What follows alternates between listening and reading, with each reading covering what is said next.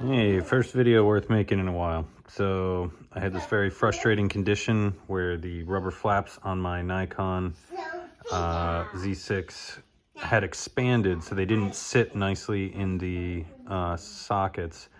And it was really bugging me because they just popped out. They were kind of like swollen and just wouldn't sit in the sockets. They weren't providing any waterproofing or anything like that.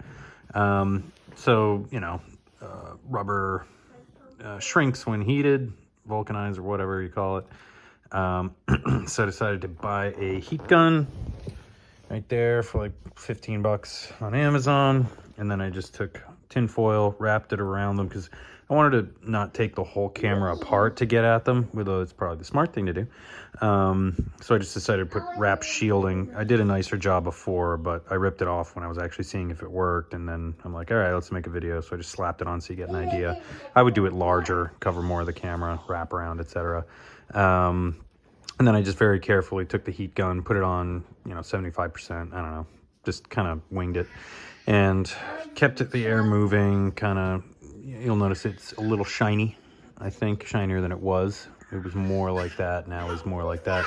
And I did it on all, but I realized probably more the backside because shrinking those was more important, I think.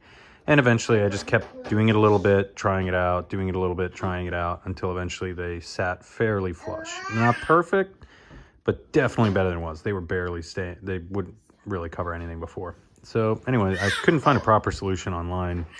And they sold replacement ones, but I don't know, I just figured I'd try something. So yeah, hope this works for you. If you want to give it a try, be very gentle, be very careful, and don't yell at me if you melt your camera.